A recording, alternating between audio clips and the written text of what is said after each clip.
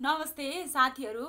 लोक सेवा आयोग शाखा अधिकृत तहको शासन प्रणाली अन्तर्गत नेपालको संविधान 2.33 संवैधानिक तथा कानुन निर्मित निकायहरूको विषयमा आज हामी यस भिडियोमा छलफल गर्छौं। अब हामी संवैधानिक निकाय भनेको के हो त भनेको सरकारका काम कारबाहीहरू अझ बढी जिम्मेवार, जवाफदेही र पारदर्शी बनाई राज्यप्रतिको जनविश्वास आर्जन गर्ने उद्देश्यले संविधानले नै व्यवस्था गरेका निकायहरू संवैधानिक निकायहरू हुन्। संविधानमै विशेष कार्यक्षेत्र, गठन प्रक्रियाका साथै काम, कर्तव्य र अधिकार सहित व्यवस्था गरिएका निकायहरू नै संवैधानिक निकाय हुन्। संकुचित अर्थमा नेपालको संविधानको भाग 21 देखि भाग 27 सम्मका 13 वटा आयोगहरूलाई संवैधानिक निकायको रूपमा बुझ्ने गरे तापनि व्यापक अर्थमा संविधानमा व्यवस्था भएका निर्वाचन क्षेत्र निर्धारण आयोग, भाषा आयोग, महाधिवक्ताको कार्यालय जस्ता निकायहरू पनि संवैधानिक निकाय अन्तर्गत पर्दछन् र संवैधानिक निकायले प्रभावकारिताका साथ काम गर्नको निम्ति चाहिने आधारभूत शर्त भनेको पहिलो कुरा त निष्पक्ष नियुक्ति हुन पर्यो। हाम्रो संविधानमा पनि संवैधानिक अङ्गमा नियुक्ति हुने व्यक्ति कुनै दल विशेषमा आबद्ध हुँदैन भनेर भनेको छ र अर्को संवैधानिक आयोगहरूमा नियुक्ति हुने व्यक्तिलाई संवैधानिक परिषदले नियुक्ति गर्छ। त्यो भनेर भनेको त्यसमा प्रधानमन्त्री लगायतका सत्तापक्षका नेताहरू पनि हुन्छन् भने प्रतिपक्ष दलको नेता पनि त्यसको सदस्य हुन्छ र त्यस्तो एउटा निष्पक्ष समितिले संवैधानिक निकायको प्रमुख र सदस्यहरूलाई नियुक्ति गर्नुपर्छ भनेर भन्ने एउटा मान्यता हो। अर्को स्वतन्त्रता र स्वायत्तता। यो संवैधानिक निकाय भनेर भनेको सरकारप्रति जवाफदेही हुँदैन। यो भनेर भनेको संसद, त्यसमा सत्तापक्ष प्रतिपक्ष सबै रहेको संसदप्रति जवाफदेही हुन्छ र यसको स्वतन्त्रतापूर्वक यसले काम गर्न पाउँछ। कुनै सरकार चेन्ज हुँदैमा यसका कर्मचारीहरू, यसका आयुक्तहरू चेन्ज हुने भन्ने हुँदैन। र अर्को कुरा सेवा सुविधाको प्रत्याभूति हुनुपर्छ। हाम्रो संविधानमा पनि धारा 118 मा सङ्घीय सञ्चित कोषमाथि व्यवहार भन्ने शीर्षक छ। त्यसमा के भन्छ भने राष्ट्रपति, उपराष्ट्रपति, संसदको सभामुख, उपसभामुख लगायत संवैधानिक निकायका प्रमुख र पदाधिकारीहरूको लागि सेवा सुविधाको लागि संसदबाट बजेट स्वीकृति गर्नु पर्दैन। यो स्वत सञ्चित कोषमाथिको व्यवहार अन्तर्गत खर्च गर्न सकिन्छ भनेर भनेको छ। त्यसै गरी निर्णयको पालना। वास्तवमा संवैधानिक निकायहरूले सरकारलाई एउटा सुझाव जस्तो दिन्छन्, उनीहरूले सिफारिस मात्र गर्छन्, तर उनीहरूको सिफारिस चाहिँ बाध्यकारी हुन्छ। जस्तो लोकसेवा आयोगले तपाईँ हामीलाई छान्यो भनेपछि त्यसलाई नियुक्ति गर्न सरकार बाध्य हुन्छ। त्यसले गर्दाखेरि निर्णयको चाहिँ पालना हुनुपर्छ अनिवार्य रूपमा। र अर्को सूचनामा पहुँच भनेर भनेको जस्तो अनलिमिटेड एक्सेस हुन पर्यो आवश्यक सूचनाहरूमा। जस्तो अख्तियारले कुनै पनि बेलामा छापा मार्न पाउनु पर्यो। त्यसै गरी महालेखा परीक्षकले कुनै पनि बेलामा लेखा सम्बन्धी डकुमेन्टहरू नियन्त्रणमा लिन पाउनु पर्यो। यी कुराहरू भयो भने संवैधानिक निकायले प्रभावकारिताका साथ काम गर्न सक्छ भनेर भन्ने मान्यता रहेको पाइन्छ र नेपालको संविधानले पनि ती कुराहरूलाई लगभग ग्यारेन्टी गरेको देखिन्छ। त्यस्तै हामी यो संवैधानिक निकायमा नियुक्ति हुनको लागि उनीहरूको योग्यता कस्तो हुनुपर्छ त भन्ने विषयमा छलफल गर्छौं। उनीहरूको योग्यता शिक्षामा चाहिँ स्नातक तह पास गरेको हुनुपर्छ। लोकसेवा आयोगको लागि चाहिँ स्नातकोत्तर पास गरेको हुनुपर्छ। अनि उमेर चाहिँ 45 देखि 65 वर्षसम्म, 45 वर्ष माथिको र 65 वर्ष पुरा भएपछि उहाँहरू त्यो आयोगमा रहन सक्नुहुन्न र राष्ट्रिय मानव अधिकार आयोगको आयोगमा रहनको लागि उमेरको बन्देज गरेको छैन र अनुभव चाहिँ 20 वर्ष काम गरेको सम्बन्धित निकायमा, त्यस्तै राजनैतिक दलको सदस्य नरहेको र उच्च नैतिक चरित्र भएको हुनुपर्ने व्यवस्था गरिएको छ। तपाईहरुलाई के भनौं भने इक्जामको पोइन्ट अफ भ्यूमा लोकसेवा आयोगको छुट्टै, अख्तियारको छुट्टै, महालेखा परीक्षकको छुट्टै गरेर पढ्न थाल्यौं भने हामीले धेरै कुराहरू सम्झिनुपर्ने आवश्यक हुन्छ। त्यसले गर्दाखेरि हामीले यहाँ सर्टकटमा राखिदिएका छौँ। यो प्रत्येक आयोगको पदाधिकारीहरूको लागि लगभग एउटै मापदण्ड छ, सबैमा स्नातक भनेर भनेको छ। तर लोकसेवामा चाहिँ उपसचिव सहसचिवको त्यहाँ इक्जाम लिनुपर्ने भएको कारणले गर्दाखेरि उनीहरूलाई चाहिँ मास्टर्स डिग्री मागेको छ। लोकसेवामा मात्र फरक छ। त्यसले गर्दाखेरि अरू विषयमा लेख्न पर्यो भने तपाईँले स्नातक लेखेपछि पुग्छ। त्यसै गरी राष्ट्रिय मानव अधिकार आयोगको उमेर चाहिँ 65 वर्ष काटे पनि हुने भनेर भनेको छ। खास गरी के हुन्छ भने राष्ट्रिय मानव अधिकार आयोगमा हाम्रो श्रीमानहरू सर्वोच्च अदालतमा काम गरेर रिटायर भएको 65 वर्षपछि रिटायर भएको प्रधान न्यायाधीशहरू नियुक्ति हुने प्रचलन छ। त्यसले गर्दाखेरि उमेर सीमा नराखेको कारणले गर्दाखेरि हो। त्यसले गर्दाखेरि जुनसुकैमा पनि तपाईँहरूलाई यो मिल्छ। र सबै हाम्रो यो संवैधानिक निकायहरूको कार्यकाल 6 वर्ष भनेर भनेको छ। र सबैजसोमा 5 जना हुन्छ, 1 जना प्रमुख आयुक्त हुन्छ, 4 जना सदस्यहरू हुन्छ। तर महालेखा परीक्षकमा मात्र महालेखा परीक्षक भनेर 1 जना मात्र हुन्छ। त्यो बाहेक पद रिक्त पनि सबैको एउटै जस्तो छ। अब राष्ट्रपति समक्षमा राजीनामा दिएमा सबै पद रिक्त हुने भइहाल्यो। त्यसपछि 65 वर्ष पुरा भयो भने पनि पद रिक्त हुन्छ। तर राष्ट्रिय मानव अधिकार आयोगमा त्यो 65 वर्षको एउटा लिमिटेसन छैन। त्यसले गर्दाखेरि राष्ट्रिय मानव अधिकार आयोगमा चाहिँ यो नलेख्नु होला आयो भने, नत्र अरूमा चाहिँ 65 वर्ष पुरा भएमा पद रिक्त हुन सक्छ भनेर भनी लेख्नुहोस्। संसदले यो प्रस्ताव पारित गरेमा उनीहरूको पद रिक्त हुन्छ भनेर भन्नु।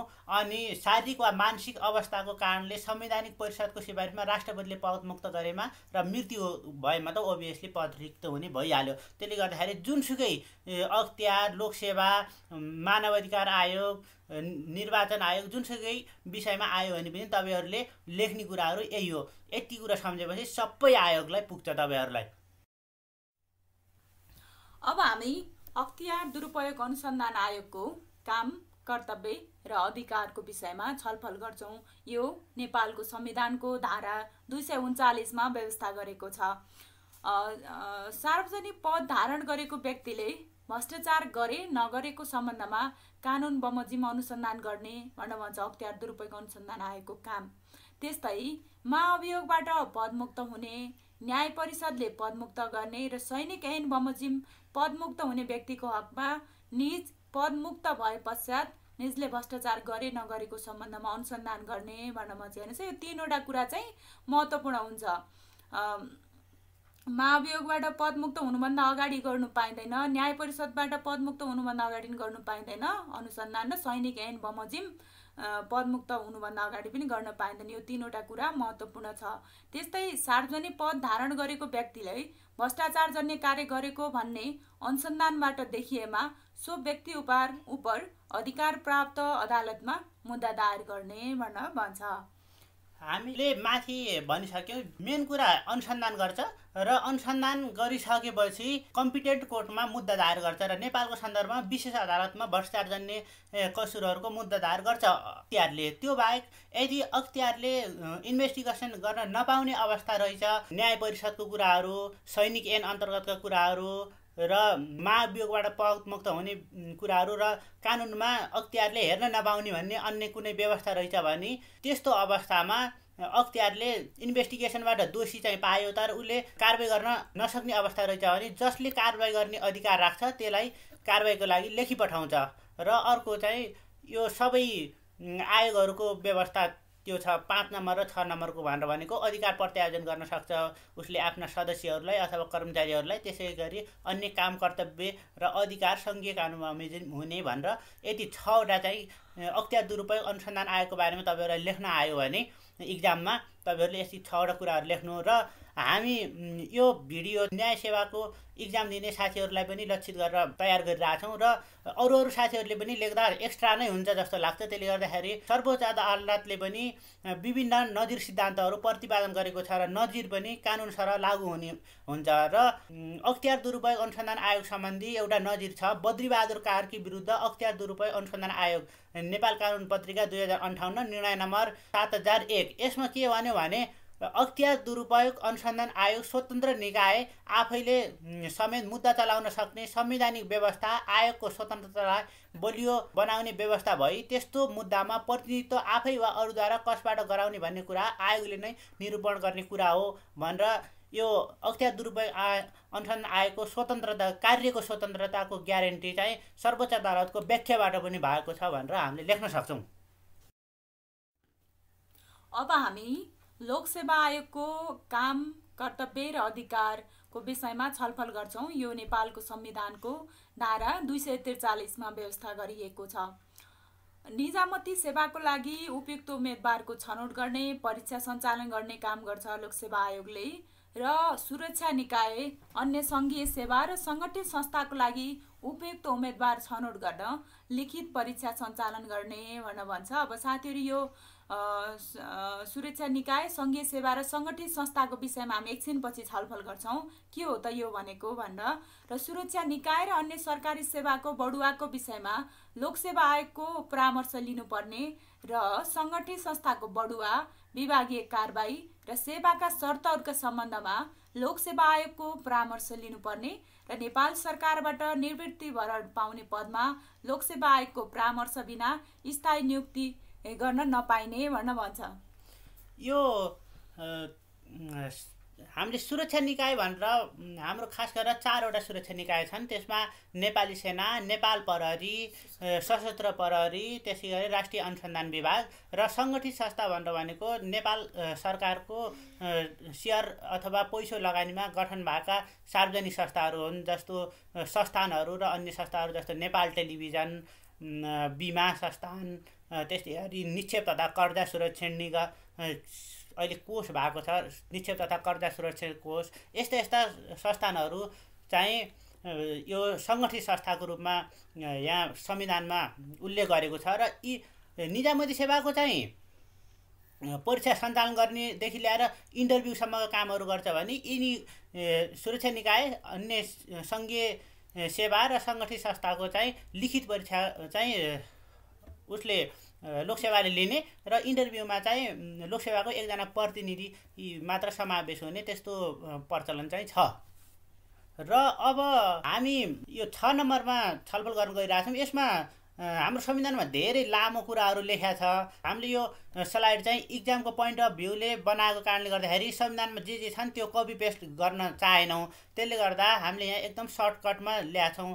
यसमा के भन्छ भने सङ्घीय निजामती सेवाको शर्त, नियुक्ति, बढुवा, विभागीय कारबाही, सेवा स्थानान्तरण, सङ्घीय निजामती सेवाको पदमा 6 महिनाभन्दा बढी समय नियुक्ति गर्दा उम्मेदवारको उपयुक्तताको विषयमा लोकसेवा आयोगको परामर्श लिनुपर्ने भनेर यहाँ सर्टकटमा राख्दैछौँ। त्यहाँ तपाईँहरूले डिटेलमा हेर्न चाहनुहुन्छ भने संविधानमा गएर धारा 243 हेर्नुहोस्। र अर्को कुरा, न्याय सेवा आयोगको अधिकार क्षेत्रभित्र पर्ने कुरा सोही अनुसार हुने भनेर 7 नम्बरमा व्यवस्था भएको छ। र અહીંको हामीले अख्तियारको जस्तै 8 र 9मा चाहिँ अधिकारको प्रत्यायोजन गर्न सक्ने र अन्य काम कर्तव्य अधिकार सङ्घीय कानुन बमोजिम हुने भनेर यसमा पनि लेखेको छ। र अन्य संवैधानिक निकायको विषयमा पनि यी पछाडिका 2वटा कुरा चाहिँ मिल्दोजुल्दो छन्। र लोकसेवा आयोग पहिला हाम्रो केन्द्रीकृत राज्य हुँदाखेरि केन्द्रमा एउटा लोकसेवा आयोग थियो, त्यसका विभिन्न ब्रान्चहरू थियो भने अब प्रदेशको 7वटा प्रदेशमा लोकसेवा आयोग, प्रदेश लोकसेवा आयोगको व्यवस्था हुने भनेर भनेको छ। त्यसको कानुन चाहिँ प्रदेश सभाले नै बनाउँछ, तर गाइडलाइन चाहिँ केन्द्रले बनाइदिने भनेर भनेको छ। सायद त्यो गाइडलाइनको आधारमा त्यो प्रदेशको नाम र केही कुराहरू मात्र चेन्ज गर्ने मात्र हुन्छ होला जस्तो लाग्छ। त्यो अझै बन्न चाहिँ सकेको छैन। र लोकसेवा आयोग र अख्तियार दुरुपयोग अनुसन्धान आयोग, यो चाहिँ यिन 2वटा आयोगको बारेमा हामीले डिटेलमा छलफल गऱ्यौँ, किनभने यिनी 2वटा चाहिँ इक्जाममा आउने प्रबल सम्भावना छन्। र अन्य आयोगको विषयमा अलिक कम सम्भावना भएको कारणले गर्दाखेरि आउन्न भनेर ग्यारेन्टी गर्न त सकिएन, तर आइहाल्यो भने मोटामोटी कुराहरू चाहिँ के लेख्ने भन्ने विषयमा हामी छलफल गर्छौँ र अख्तियार र लोकसेवाको जस्तो डिटेलमा छलफल चाहिँ गर्दैनौँ। अब हामी महालेखा परीक्षकको विषयमा छलफल गर्न गइरहेका छौँ। यो नेपालको संविधानको भाग 22मा यो व्यवस्था गरेको छ। सङ्घीय र प्रदेश सरकारी कार्यालयको अन्तिम लेखा परीक्षण गर्ने र अन्य सरकारी निकाय र सङ्गठित संस्थाहरूको लेखा परीक्षक नियुक्ति गर्दा महालेखा परीक्षकको परामर्श लिनुपर्ने भनेर भनेको छ। यसभन्दा अघिल्लो स्लाइडमा हामीले छलफल गरिसक्यौँ। अन्य सरकारी निकाय र सङ्गठित संस्था भनेको को हुन् भन्ने कुरा। यसमा नेपाल सरकारको 50% भन्दा बढी सेयर भएको संस्थाहरू पर्दछन् सङ्गठित संस्थामा, जसको लेखा परीक्षक नियुक्ति गर्दा महालेखा परीक्षकको परामर्श लिनुपर्ने हुन्छ। र निर्वाचन आयोगको अब यो महालेखा परीक्षकपछि हामी केमा गयौँ भन्दा हामी छोटो छोटो व्याख्या गरिराखेका छौँ। यो सबै कुरा संविधानमा व्यवस्था गरिएको छ। संविधानको कुरा जस्ताको तस्तै कपी पेस्ट गर्नुभन्दा त्यसलाई हामीले संक्षेपीकरण गरेका छौँ। र निर्वाचन आयोगको कुरा गर्छौँ हामी। अब नेपालको संविधानको भाग 24मा यसको व्यवस्था गरेको छ। तिनै तहको सरकारको निर्वाचन सम्बन्धी सम्पूर्ण कार्यहरू गर्ने, जनमत सङ्ग्रह गराउने, अनि त्यो मतदाता नामावलीको लिस्ट गर्ने, निर्वाचन गर्दाखेरि के काम गर्छ त्यो सबै काम निर्वाचन आयोगले गर्छ भन्न हामीले बुझौँ। त्यसपछि अर्को छ भाग 25मा राष्ट्रिय मानवाधिकार आयोग। राष्ट्रिय मानवाधिकार आयोगको गठन कसरी हुन्छ भन्ने विषयमा अगाडिको स्लाइडको सहयोग ल्याएर तपाईँले गर्न सक्नुहुन्छ। एकजना मेन आयुक्त हुने भयो, अरू चाहिँ 4 जना सदस्यहरू हुने भयो र यसमा चाहिँ उमेरको बन्देज छैन भनेर हामीले अगाडि नै छलफल गरिरहेछौँ। कार्यकाल 6 वर्ष भनेर यसरी तपाईँहरूले मिलाएर लेख्नुहोला। र यसको काम, कर्तव्य र अधिकार भनेको मानवाधिकारको संरक्षण सम्बन्धी सम्पूर्ण कार्यहरू पर्छन्। यसमा कतै मानवाधिकार हनन भइरहेछ भने मान्छेलाई रेस्क्यु गर्न पनि सक्छन्। त्यसै गरेर उनीहरूले मानवाधिकारको उल्लङ्घन गरेको छ कुनै सुरक्षा निकायको व्यक्तिले भने त्यो विभागीय कारबाहीको लागि पनि पठाउन सक्छन्। त्यस्तै गरेर अन्तर्राष्ट्रिय सन्धि सम्झौताहरू मानवाधिकार सम्बन्धी हामीले धेरै सन्धि सम्झौतामा हामीले क्याट भयो, सेडा भयो, धेरै कुराहरू हामीले युएनका रेटिफाई गरेको छौँ र त्यसको कार्यान्वयन कति भएको छ, नयाँ त्यस्ता सन्धिहरू सम्झौताहरू हामीले रेटिफाई गर्नुपर्ने हो कि होइन, नेपाल सामेल हुनुपर्ने हो कि होइन भन्ने कुराहरू पनि राष्ट्रिय मानवाधिकार आयोगको संलग्नता रहन्छ। त्यस्तै गरी अर्को छ राष्ट्रिय प्राकृतिक स्रोत तथा वित्त आयोग। यो भाग 26मा व्यवस्था भएको छ। यसको काम, कर्तव्य भनेको हामीले यहाँ छोटकरीमा के बुझौँ भने सङ्घ, प्रदेश र स्थानीय सरकार बीच राजस्व बाँडफाँडको विस्तृत आधार र ढाँचा निर्माण गर्ने एउटा यसको मेन काम हो। त्यसै गरी हामीले बजेट निर्माण गर्दाखेरि तल प्रदेश, स्थानीय तहलाई समानीकरण र अनुदानको मात्रा कति गर्ने भन्ने सिफारिस गर्ने, त्यसै गरी वातावरण प्रभाव मूल्याङ्कन सम्बन्धमा सिफारिस गर्ने कामहरू चाहिँ यसको रहन्छ। त्यस्तै अब हामी छलफल गर्छौँ यो अन्य आयोगहरू भनेर। यसमा चाहिँ भाग 27मा यसको व्यवस्था गरेको छ। यसमा यो अरू आयोगको छुट्टा छुट्टै भाग गरेको छ 21 देखि 26सम्म। र यो भाग 27मा एउटै विभिन्न आयोगहरू एकै ठाउँमा राखेको छ। यसले चाहिँ कहीँ कतै अरू आयोगको चाहिँ महत्त्व बढी र यो आयोगको महत्त्व कम हो कि भन्ने बाहिर एक किसिमको भ्रम जस्तो पनि छ। तर यो सबै आयोगको महत्त्व, यसको प्रभाव एकै हुन्छ। यसमा के आयोगहरू पर्छ त भन्दा राष्ट्रिय महिला आयोग, महिलाको हक हित सम्बन्धी अध्ययन गरी सरकारलाई सिफारिस गर्ने, नीति तथा कार्यक्रमहरू बनाउने, सरकारलाई यो नीति तथा कार्यक्रम लागू गर्नलाई सिफारिस गर्ने काम चाहिँ राष्ट्रिय महिला आयोगले गर्छ। त्यस्तै राष्ट्रिय दलित आयोग जातीय छुवाछुत, उत्पीडन र विभेद अन्त्यको लागि गर्नुपर्ने कार्यहरू सम्बन्धमा सरकारलाई सिफारिस गर्ने। त्यस्तै राष्ट्रिय समावेशी आयोग, राष्ट्रिय समावेशी आयोग खस आर्य, पिछडा, अपाङ्ग, ज्येष्ठ नागरिक, श्रमिक, किसान, अल्पसङ्ख्यक, कर्णाली तथा आर्थिक रूपमा विपन्न वर्गको हक हितको लागि अध्ययन गर्ने, सिफारिस गर्ने, तिनीहरूको नीति नियम बनाउने, सरकारलाई यो नीति नियममा कार्यान्वयन गर भन्ने काम हुन्छ। यो राष्ट्रिय समावेशी आयोगले खसार्यको मात्र किन कुरा गर्यो त भन्दाखेरि आदिवासी जनजातिको छुट्टै आयोग छ, मधेसीको पनि छुट्टै आयोग छ, थारू मुस्लिमको पनि छुट्टै आयोग छ। त्यसले गर्दाखेरि खसार्यको कुरा चाहिँ समावेशी आयोगमा पर्न गएको हो। र आदिवासी जनजाति आयोग, मधेसी आयोग, थारू आयोग र मुस्लिम आयोगको बारेमा काम कर्तव्य अधिकारको बारेमा संविधानमा केही उल्लेख गरेको छैन। मात्र के भनिएको छ भने काम कर्तव्य र अधिकार सङ्घीय कानुन बमोजिम हुने भनेर भनिएको छ। यो खासमा हामीले संविधान कसरी बन्यो त्यसको हिस्ट्री पनि अलिकति बुझ्नुपर्छ। यो किन यसरी लेखियो भनेर भन्दा खास गरेर आदिवासी जनजाति, मधेसी, थारू लगायतका कम्युनिटीहरू हाम्रो संविधान जारी हुने बेलामा उनीहरू संविधान जारी हुँदाखेरिको बखतका प्रावधानहरूसँग त्यति सन्तुष्ट थिएनन्। तपाईँ हामीलाई सबै थाहा छ टिकापुरमा ठुलो घटना भयो, त्यहाँ केही प्रहरी पनि मारिए, त्यो एउटा झडप ठुलो भयो।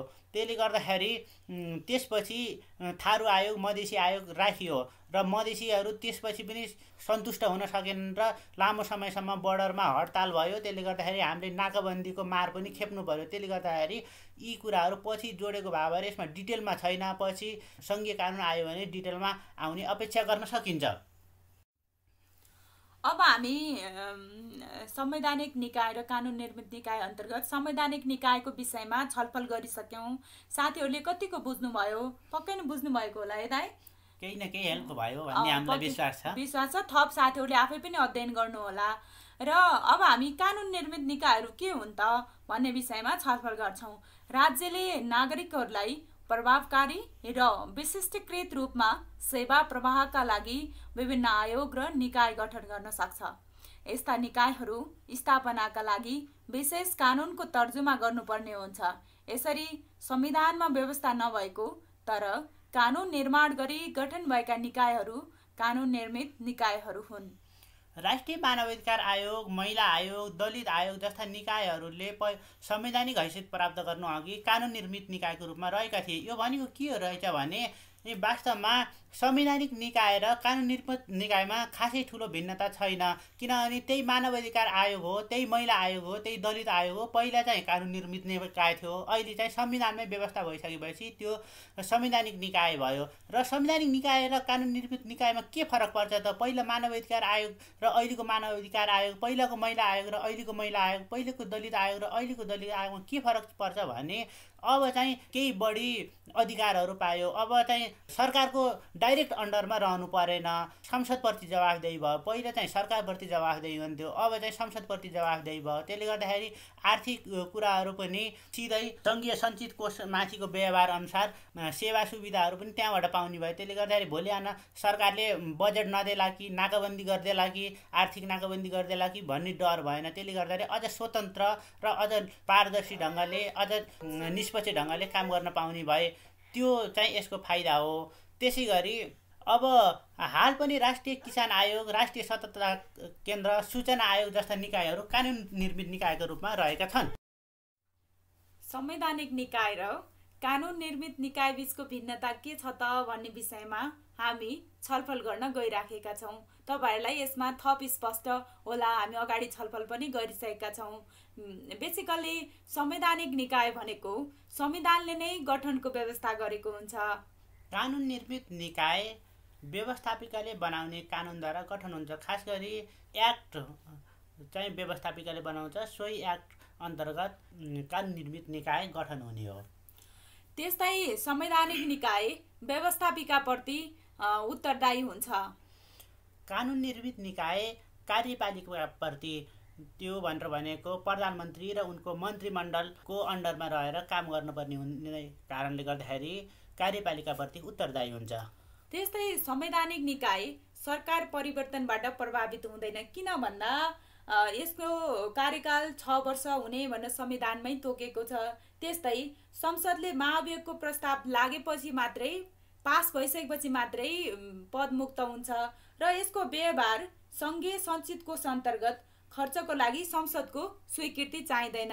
कानुन निर्मित निकाय सरकार परिवर्तनले प्रभावित पार्न सक्छ, किनभने एउटा सरकार आयो, पहिलो सरकारले गठन गरेका नियुक्तिहरू उसले खारेज गरेर नयाँ नियुक्ति पनि गर्न सक्छ। त्यसले गर्दा सरकार परिवर्तनले यसलाई प्रभावित पार्न सक्दछ। त्यस्तै संवैधानिक निकाय काम, कर्तव्य र अधिकारका सम्बन्धमा आधारभूत कुराहरू संविधानमै तोकेको हुन्छ। यो आधारभूत कुराहरू भनेर भनेको हामीले अगाडि पनि छलफल गऱ्यौँ। कतिपय कुराहरू चाहिँ संविधानमै भनेको छ र कतिपय कुराहरू सङ्घीय कानुन अनुसार हुनेछ भनेर कानुन अनुसार पनि काम, कर्तव्य, अधिकारहरू तोकिन त सक्ने भयो, तर मेन कुराहरू चाहिँ संविधानमै तोकिएको हुन्छ भनेर भन्न खोजेको हो। तर कानुन निर्मित निकाय त संविधानमा किन उल्लेख नै भएको हुन्न। त्यसले गर्दाखेरि सम्पूर्ण उसका काम, कर्तव्य, अधिकार भनेर भनेको कानुनले नै निश्चित गर्छ, संविधानमा त्यसको कुनै कुरा उल्लेख भएको हुँदैन। त्यस्तै संवैधानिक निकायको आन्तरिक कार्यविधि आफैले व्यवस्थित गर्छ। यो आन्तरिक कार्यविधि आफैले व्यवस्थित गर्छ भनेर भन्न खोजेको, जस्तो लोकसेवा आयोगले आफ्नो कार्यविधि आफै गराउन सक्छ। उनीहरूले नियमावली, लोकसेवा सम्बन्धी नियमावली आफै गराउन सक्छन्। तर त्यो कुरा चाहिँ कानुन निर्मित निकायलाई त्यो छुट चाहिँ हुँदैन। आन्तरिक कार्यविधि कानुनद्वारा व्यवस्थित हुन्छ। संवैधानिक निकायको काम, कारबाही, वार्षिक प्रतिवेदन राष्ट्रपति मार्फत संसदमा पेश भई छलफल हुन्छ। कानुन निर्मित निकायको लागि त्यसरी वार्षिक प्रतिवेदन राष्ट्रपतिलाई बुझाउन पर्ने र संसदमा पठाएर छलफल गरिरहनुपर्ने त्यस्तो बाध्यकारी प्रावधान राखेको पाइँदैन। संवैधानिक निकाय तुलनात्मक स्थायी प्रकृतिको हुन्छ। कानुन निर्मित निकायहरू भनेको स्थायी प्रकृतिको पनि हुने भयो, अस्थायी प्रकृतिको पनि हुने भयो। अब जस्तो यो सूचना आयोग जस्ता स्थायी प्रकृतिका कानुन निर्मित निकायहरू पनि छन्, तर बेपत्ता छानबिन आयोग, सत्य निरूपण तथा मेलमिलाप आयोग जस्ता कानुन निर्मित निकायहरू गठन गर्न सकिन्छ र उनीहरूले आफ्नो उद्देश्य पुरा गरे भने तिनीहरू स्वतः विघटन हुन्छन्। त्यस्तै संवैधानिक निकाय संवैधानिक अङ्ग बनिने। त्यसै गरी कानुन निर्मित निकायलाई कार्यपालिकीय अङ्ग भनिन्छ र यति कुराहरू यसका डिफ्रेन्सेसहरू भए र तपाईँहरूले कानुन निर्मित निकायको बारेमा मात्र लेख्न आयो भने पनि हाम्रो यो दायाँ साइडको कुराहरू र तपाईँहरूले संवैधानिक निकायको रूपमा लेख्न मात्र आयो भने पनि बायाँ साइडको कुराहरू लेखेर पनि बुझाउन सक्नुहुन्छ उत्तर पुस्तिकामा। त्यसले गर्दाखेरि तपाईँहरूले यो डिफ्रेन्सेसमा मात्र यी कुराहरू राख्नुपर्छ भन्ने चाहिँ छैन। अब हामी यसको विषयमा निष्कर्षको रूपमा के छ त भन्ने विषयमा छलफल गर्न गइरहेका छौँ। निष्कर्षमा परम्परागत रूपमा शासन भनेको शक्तिको प्रयोगका रूपमा बुझिए तापनि आधुनिक मान्यता अनुसार शासन भन्नाले नागरिकहरूलाई सेवा प्रवाहका लागि राज्यले सञ्चालन गर्ने सम्पूर्ण क्रियाकलापलाई बुझिन्छ। राज्यले प्रवाह गर्ने सेवालाई भरपर्दो, विश्वसनीय, पारदर्शी र प्रभावकारी बनाउनुका साथै राज्यका नीति कार्यक्रमहरू प्रभावकारी कार्यान्वयन गर्नको लागि विभिन्न निकायहरू खडा भएका हुन्छन्। संविधानले नै व्यवस्था गरेर निर्माण गरेका निकायहरू संवैधानिक निकाय हुन् भने कानुनका आधारमा मात्र खडा भएका निकायहरू कानुन निर्मित निकाय हुन्। संवैधानिक वा कानुन निर्मित जो भए तापनि अन्ततः नागरिकलाई सेवा प्रवाह गर्ने र राज्यप्रति नागरिकको विश्वास बनाइराख्नु यी निकायहरूको स्थापनाको उद्देश्य रहेको पाइन्छ। र अन्तमा हाम्रो च्यानल चाहिँ सब्सक्राइब गर्न नभुल्नुहोला र कुनै सजेसन क्वेरी छन् भने अथवा तपाईँ यी कमेन्ट गरेर छलफलमा पनि सहभागी हुन सक्नुहुन्छ र हाम्रो च्यानल हेर्दै गर्नुहोला। धन्यवाद। हाम्रो च्यानल हेर्दै गर्नुहोला, सुन्दै गर्नुहोला। धन्यवाद, नमस्कार।